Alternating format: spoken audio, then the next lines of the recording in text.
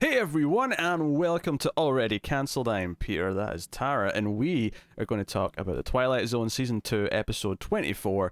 It's called The Rip Van Winkle Caper. So, full spoilers for the episode, as always. This episode sees four crooks who have robbed a train that has gold bullion on it, and they go to a cave because the mastermind behind this whole heist has got a plan. Because obviously, once they rob a train full of gold, like, the police, all the authorities are going to be chasing them down. Like, how do they unload the gold and sell it without, people finding out where it's coming from or who they are or catching them? So his plan is that he's invented cryosleep, and they're going to sleep for 100 years in a cave, and then come out and be like, no, everyone's forgot because it's been 100 years, so now we can go and sell our gold and be rich in the future. And the first thought I had when this was like brought forth at the start of the episode, I was like, yeah, but with inflation, like, is your gold going to be worth as much in 100 years? I was thinking, surely a cryosleep invention would be worth much more than whatever you stole in gold. And so this was not me being a dick and trying to predict the ending. But my initial thought was genuinely, is it going to be worth as much? And of course, I mean, just to skip to the end of here, the twist ending in 2061 is that gold has no value whatsoever because it can be manufactured. I'm not sure about the science behind that, admittedly, but it was basically what I thought, is that, it's not valuable anymore. It's meaningless now. It's just metal. It's tin. It's nothing. On a side note, diamonds can be manufactured now, but they're still, for some reason, probably the De Beers. Hey, but they're still worth a lot of money. To be fair, though, at least that I assume that hadn't happened yet in 61, so this was still. I don't know. I don't know. I'm not sure. This was all theory, I assume, at the time. So I think what was funny though is that then, because when they wake up and they realize it's been 100, we'll get into the details in a bit. But when they realize it's been 100 years and it's now 2061, I thought, man, that number doesn't actually sound that weird anymore. Like, because I mean, it's still 40 years away, sure, but it feels like, hey, assuming I don't die young. We've got used to the 2000s. Yeah, assuming I don't die young. Or both of us for that matter, assuming we don't unfortunately die young, we're both going to make it to that year. We're going to be in 2061 and being like, hey, look at us in our 70s, strolling around in the 2060s. Watching the kids on whatever the YouTube equivalent is, talking about old episodes of Twilight Zone. That'll be Hollow You, because it'll all be holograms. I like it. Yeah. So we'll be reviewing. We'll still be doing this, but in hologram form. I was a little disappointed that the car wasn't flying and that there was no silver jumpsuits. I think that's all right. That may just be a budget thing. I mean, if anything, I expect the original script for this, which was Rod Serling who wrote this one. I suspect the original script has they find a futuristic city and there's flying cars everywhere, and then the producer walked in and went, Rod. Rod. So now. You have to set it all on a desert road. We can have one gimmicky car at the end, and that's all you're getting. Like, all right, fine. So, yeah, but I actually quite enjoyed this. I usually don't. I usually ask you first for some reason I didn't this one, so I'll do it now. Tara, what did you think of the Rip Van Winkle caper? Yeah, I really like it too. It's very much a classic, a classic Twilight Zone twist episode. The comeuppance, but it was it was really enjoyable. All the characters really stood out. There's just a lot of leaps in logic here that you just kind of have to accept. Yeah, you just have to go with it. I mean, because what I did like though, because there's a debate before they go into these cryosleep, I say chambers, they're just glass boxes. They're just glass coffins. Yeah, 60s budget, right? But probably shouldn't have made them out of glass if you're going to be in a cave in California. Earthquakes and all. If anything, they're lucky that only one of them get killed in the 100 years. Yeah. So there's four characters, but there's really two main ones. There's two that are the real two main characters. You have De Cruz, who is got the foreign accent, and he's the wacky scientist who's developed all this stuff. And you've got Farwell, yeah, who's kind of the other one who's mainly opposing him. And he's kind of arguing, once they're back to the cave, because they mentioned that his he's invented a lot of gases, right? And he knocked out the entire train, so they didn't even have to fight anyone. They just kind of knocked everyone out. And I mean, they blew up the track so the train would derail, obviously, but but they go into the cave, and he's like, you know what, this is all a bit sketchy. I don't know if I trust you that we'll actually wake up, or you just want to steal everything when we're asleep. So how about we just all take our cuts just now, or 25%, so we all just go off and and try our own luck, try and like be on the run or whatever. And the others though oppose them, so they go through with the plan to go to sleep. I think one of my favorite parts of the episode is when they first wake up, and Farwell's kind of like, this didn't work. Look, my hair, there's no beard or nails. And I thought to myself, look, if your nails kept growing for 100 years, do you have any idea how long those things would be? Like, Yeah. Have you ever seen in the Guinness World Record? I've not even looked at these since I was in high Oh school. yeah, where they're all like curled up. Yeah, but They look like those licorices you can buy. Yeah, licorice wheels. And they're disgusting, right? They're actually disgusting, and they're so long. Like, I have to imagine if they didn't get cut for 100 years, they'd be like that, if not worse, because Just I don't understand how that happens. Like my nails get like 3 millimeters and then they just break. I don't know. Must be something they're eating. Maybe. I always trim mine because I don't want ridiculously long nails. Yeah. Also, picking my nails is a bad habit, so I can't just do it naturally anyway because I have the compulsion to do so. So not biting, make that clear, because that does disgust me a little bit. Under the nails is one of the dirtiest parts of the human body. I'm saying it right now. Like I ain't biting that. Don't be ridiculous. I don't want nail in my mouth. Anyway. Shut up. Oh, you're doing Buffy again. No, I'm not. You're not doing the principal who doesn't like mayonnaise under his nails? First of all, that's the mayor, not the principal. Okay. Well, I'm not a pro at the show. Okay. No, I wasn't doing a reference. I'm actually just being genuine. That I don't like this. Okay? Well, I got your reference in for you then. Thank you. Yes, that was from that television show, Buffy the Vampire Slayer. So he's like, yeah, like their beards and all that, and I'm like, wait, if you were actually expecting them to grow, like, God, the beard and the hair would be huge.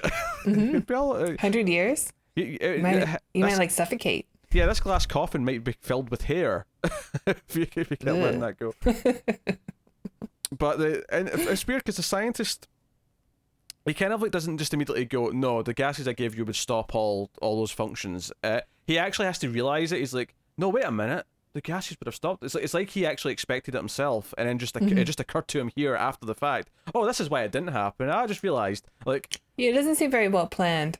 Yeah, and they open the door's not the term. They move some rocks out of the way to go outside, and like there's only 3 of them.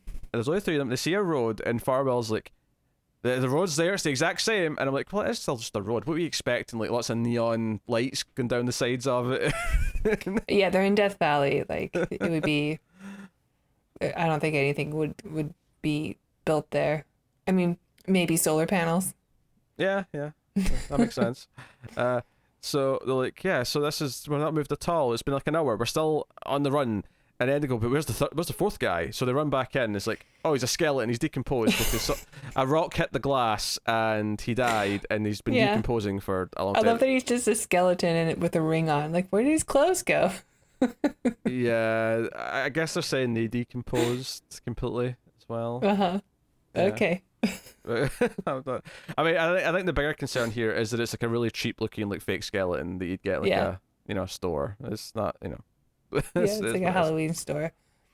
I like the idea though that the rock fell on it and then the gas escaped, and because it reminds me of Planet of the Apes when there was supposed to be another crew member, and she doesn't make it right in the beginning. Yeah, it's also written by Rod Serling. I don't know if you knew that, Tara, but Rod Serling wrote that movie. Oh yeah. Yeah. One more connection. Yes. Good thing you're on the show. Yeah, if anyone thinks I'm intentionally being a dick here, this is a reference to the episode in season 1 where I discovered from Tara that was the case. So, long form joke telling. It's my speciality. Yep, that's why you watch us. Is that why? It'll pay off one day, just like that Buffy reference. It's gonna come back in like 30 episodes. Oh dear. The mayor also really does not like swearing. Yeah. Hates when his nails get darn dirty, Anyway, so they are like, hey, we're in the future. Great, it's worked. It's a shame that one guy died, but hey, bigger shares for the rest of us, right? 33% instead of 25%. And Farwell clearly is inspired by this idea because the first chance he gets, he takes the car, which is still running after all this time. I mean, I guess it may. I don't know. It's De Cruz that does it. The Cruz. Sorry. Yeah, De Cruz is the one that betrays everybody. Farwell is the scientist one. Oh, sorry. Yeah, I mixed the two names up. I apologize. I've been referring to the opposite people the whole time. Hopefully that was clear. I just want to bring up this trivia thing that I read real quick. Sure. $1 million in gold in 1961 would be about $35.50 per ounce. Would weigh over 28,000 ounces or 1,760 pounds. Just want to throw that out there real quick. Also, how much would it actually be worth now? Yeah. Well, this is in 1961. So $1 million in gold in 1961 would weigh over almost 2 tons. Or 1 ton, depending but if it's what metric. I want to know is how much is $1 million from then now? Assuming that gold is still as valuable. Yeah. Inflation calculator. About 8.6 million in 2020. I have to admit though, see when he said $1 million in gold, I went, that's bizarrely reminded me of Austin Powers when he comes out of the time and he's like, oh, I'll do everything for 1 million. I'm like, that's not that much really. If they went through all this effort for one, and what would it be if inflation continues? What would it be in 1961? Can you calculate that? I don't know. Maybe I can. Let me try. If you want to predict future inflation, what should we assume the rate of inflation is after 2020? Just go with the default 3%. There you go. That would be 28.9 million in 2061. Sorry, according to the CPI inflation calculator, which I found immediately on the interwebs. Well, hey, that would that'd get you a decent house. Well, it would today. Would it in 2061? Probably not. That's a fair point. Not where I live, anyway. I'm not saying. I mean, $1 million would be huge to me, right? I'm sure either of us, if we just got given $1 million, we'd be like, yeah, okay. I'm rich. Thank you.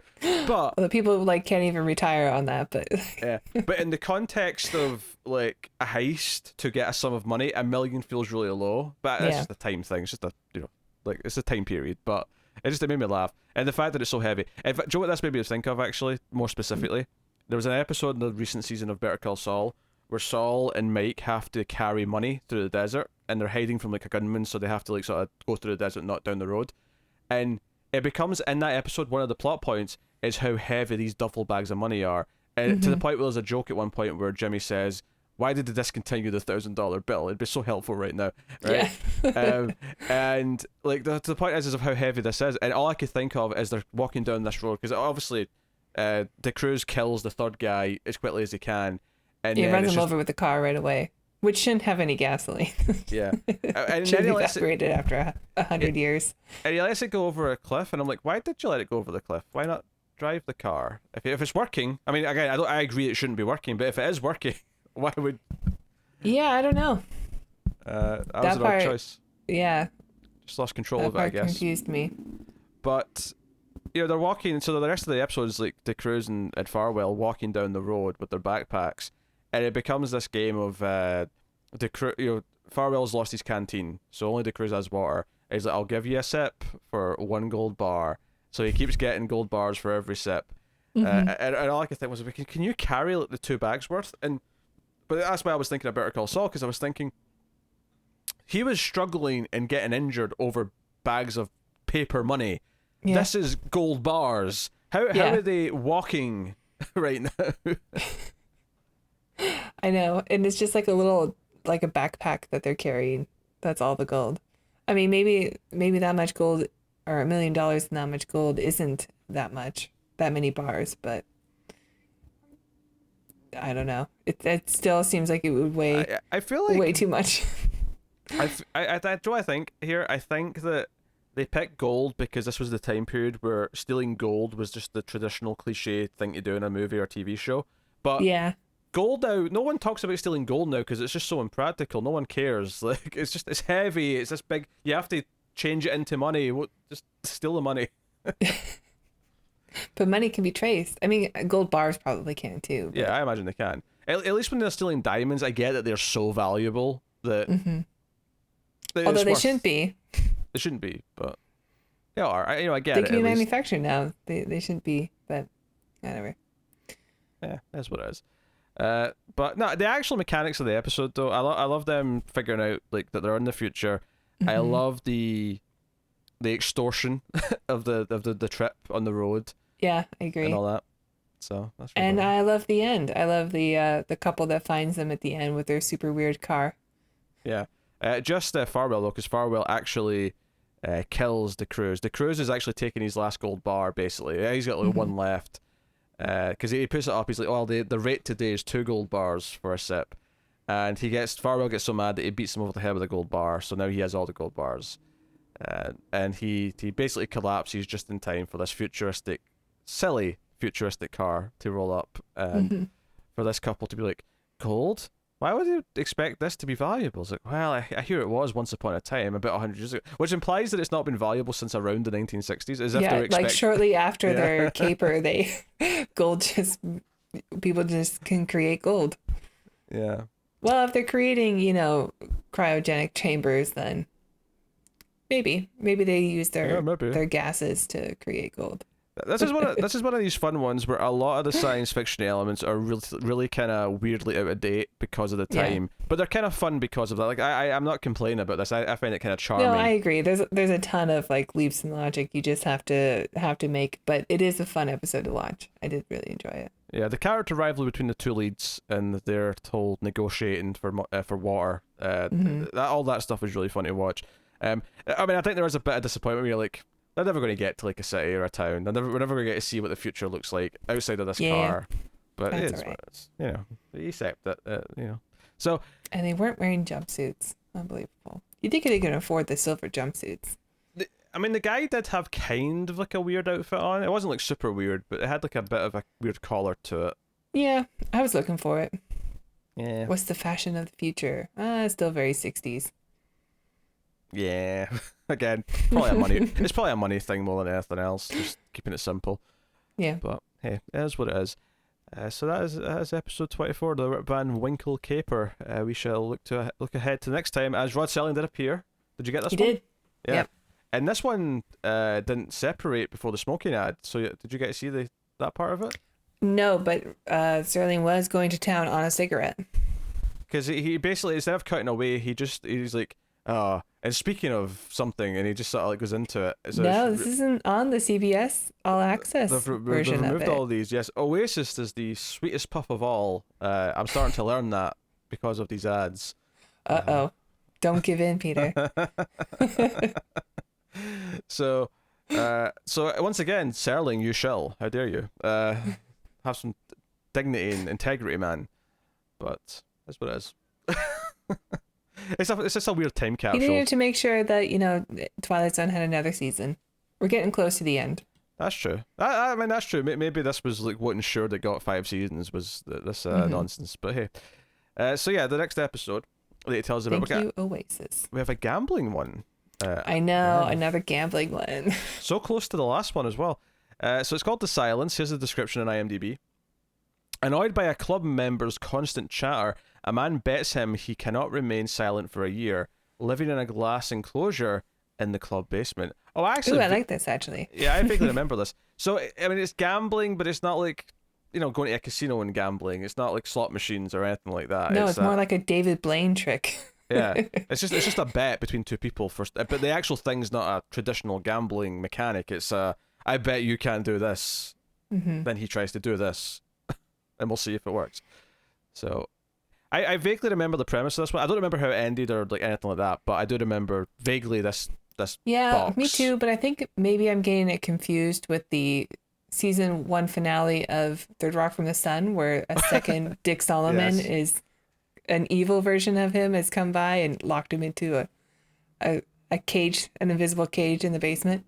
I remember implying that he was going on a date with Mary, the evil one that is, and then Good Dick in the box going, "No, Mary," and that Lithgow way. I can't quite do. One of the best. I could do the gasp a little bit.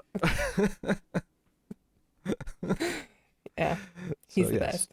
Third Rock from the Sun's great. Hey, maybe after we move on, maybe before we move on to the 80s Twilight Zone, we could just do Third Rock from the Sun. That's a sci-fi show. It really yeah, is. maybe, if the people want it. If only because at the start of every episode, I will perform the entire opening music every time.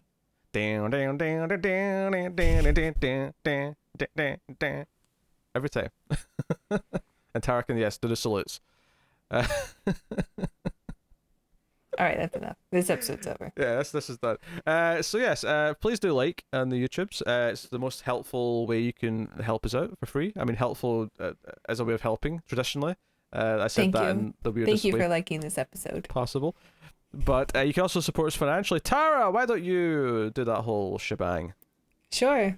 If you like our content and you want to get more of it, please check out our Patreon page. It's patreon.com/MelFuzzTV. If you donate as low as $1 per month, you will get access to episodes of movie reviews that both Peter and I do, and Peter does with other people. And there's a whole back catalog of possibly your favorite science fiction movie. Probably not, though, because they're usually B movies. Well, Time Cop's on there. And Judge Dredd. Let's not forget 95 Judge Dredd. Well, Time Cop's on there. Hey, there might be some like hardcore fans of Free Jack out there who are, like there's a 90-minute review of Free Jack on the Patreon. Yeah. Or even the sequel to the Philadelphia Experiment, which we decided to do for a bonus episode instead because it seemed really low budget. Video, sequel. Yeah, it's what it is. I think we're definitely. I mean, we've got a couple of things coming up on the bonus Ace episodes, but we do need to get back to a semi-mainstream movie again because Free Jack was the last one. Mm-hmm. Something with real actors in it, something like that. Yeah, well, at the end of the year, we're doing our wrap up for the Ace of the films that are set in 2020. So we'll have a bonus episode that's set also in 2020. Yes. Maybe your favorite movie. You never know. So yeah, anyway, check that out. If you donate $5 per month, you'll get access to our Twilight Zone reviews 1 week early. So thank you. There you go. Also, just to piggyback off of what Tara said there, but maybe that 2020 movie is your favorite movie. If your favorite movie is Texas Gladiators 2020, seek professional help, okay? I've not even seen it yet, and I can say that with the utmost authority. So sounds very promising. So yes, that has been the show. You can also go over to Twitter @mailed_fuzz for channel updates and all that jazz. But that is us. So thank you once again for watching or listening. We always appreciate it. Keep watching TV, guys. In the Twilight Zone.